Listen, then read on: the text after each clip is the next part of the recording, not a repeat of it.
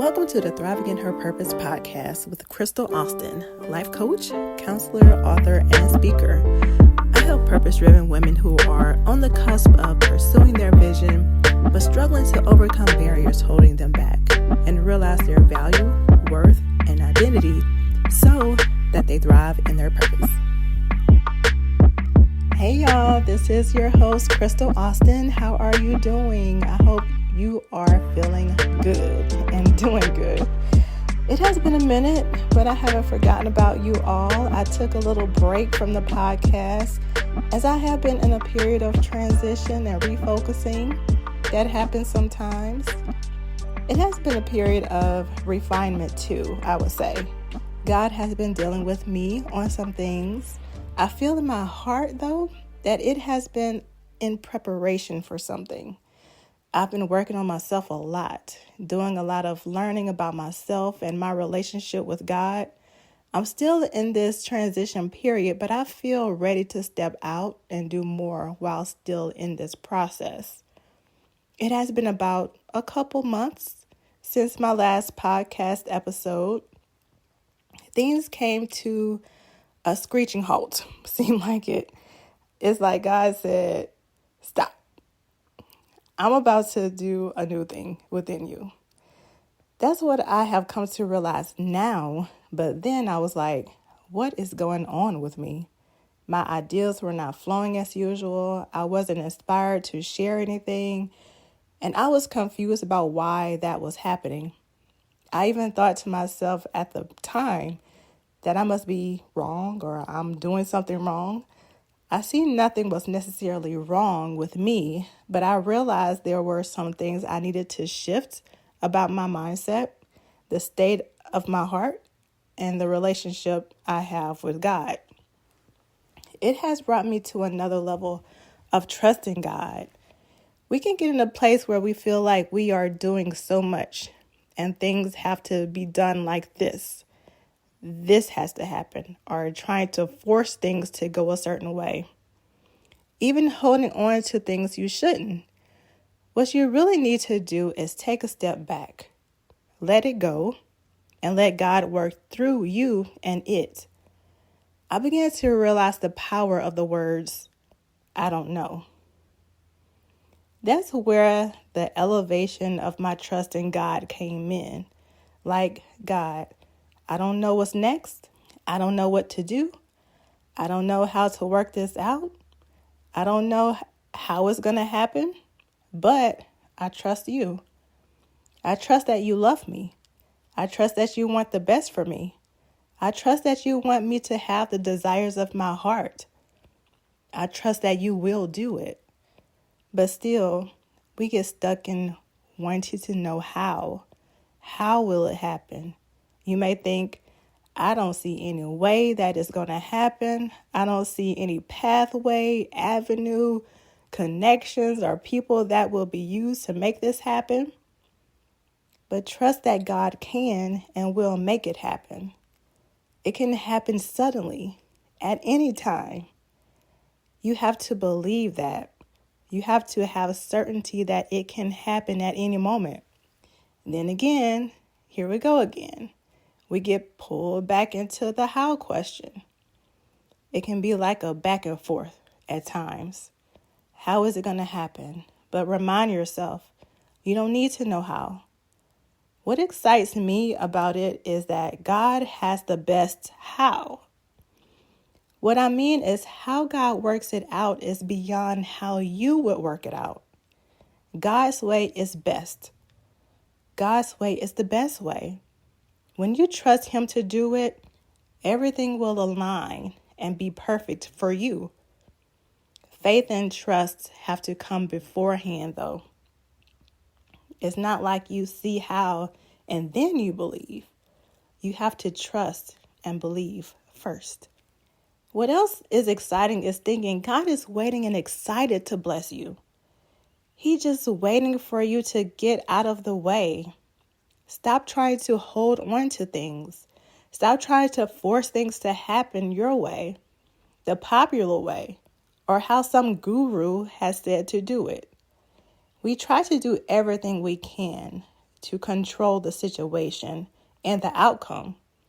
We think we know the best way to do it, and it will turn out in our favor, doing it how we think we should. I heard Les Brown say it like this: the how is none of your business. We need to get over ourselves, move our ego out the way, and allow God to bless his children. There is so much junk in our minds, limiting beliefs, competing beliefs, that keep us from where we can be in our lives. We must know that God is love, period. That love is unconditional love. Despite what we have done, God loves us and wants the best for us. There must be alignment with us in order for the blessing to flow to us. That includes our thoughts, feelings, and actions. But even regardless of all of that, just remember that God loves you and wants the best for you. Most of us have a hard time saying, I don't know, right? We want to be in control of everything. We want to be in the know. In other words, we want to know what to expect, the plan. To admit I don't know, you may feel vulnerable, lost, scared, stressed, when you haven't yet put all your trust in God. But what if I said saying I don't know provides relief and peace? God is the ultimate source who is all-knowing about you, your past, your present, and future. What you have control over is you, your beliefs, thoughts, how you feel, and your actions. That matters in what unfolds in your life. Saying I don't know requires faith and trust. Sometimes saying I don't know is required. In Genesis in the Bible, God told Abram to go.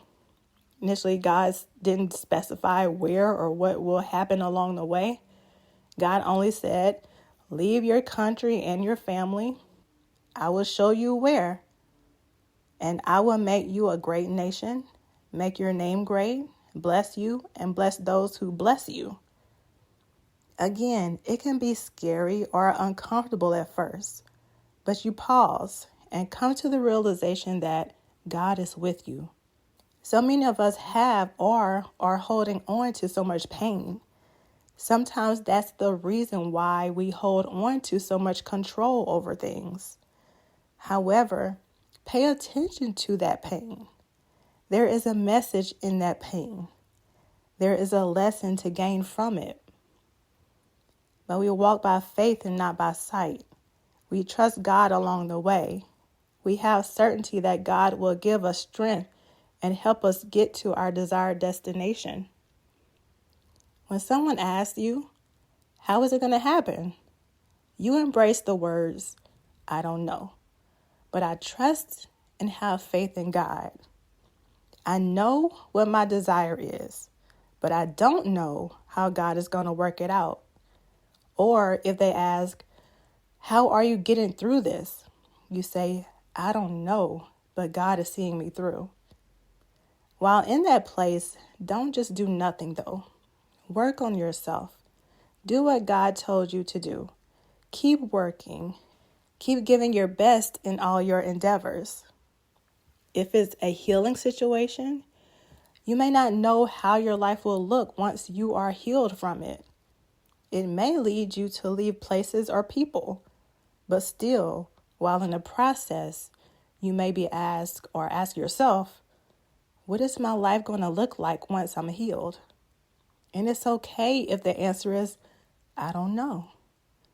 I think subconsciously that can be a fear and contribute to the delay in your healing.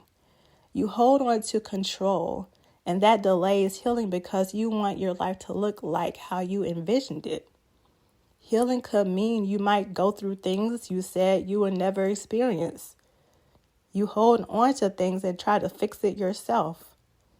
You may have thought to yourself some time ago, that will never be me. I will never end up in that situation. But there you are, having to face things you never thought you would have had to face.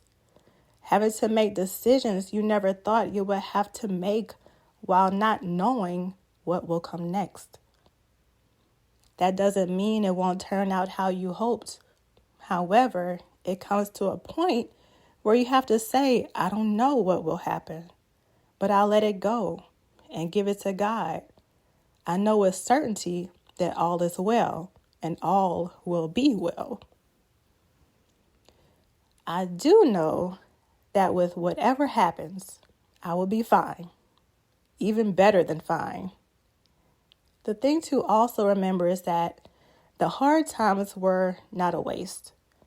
Those years of pain are not in vain. It has been preparing you and molding you and refining you into who God created you to be and grant you more than what you have ever imagined.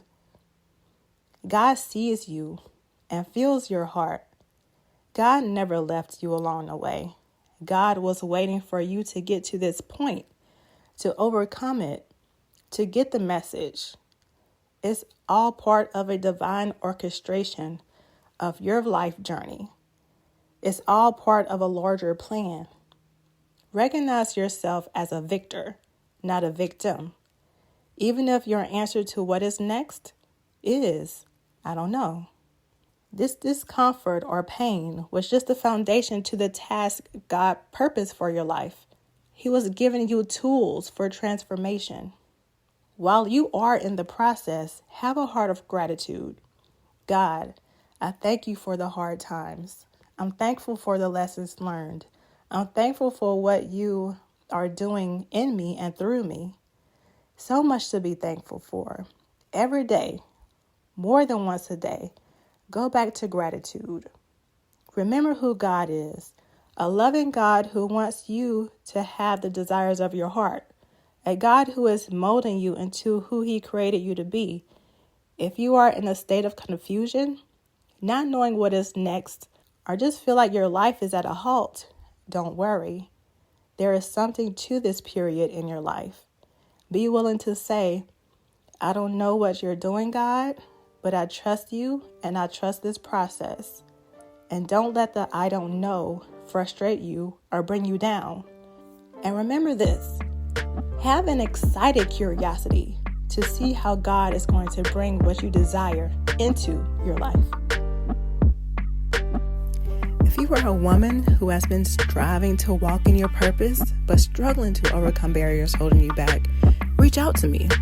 To connect with me, you can find me on Facebook at Krystle Austin, that is Krystle, and on Instagram at @I am_Krystle Austin. Send me a DM if you want to chat or discuss more about working with me.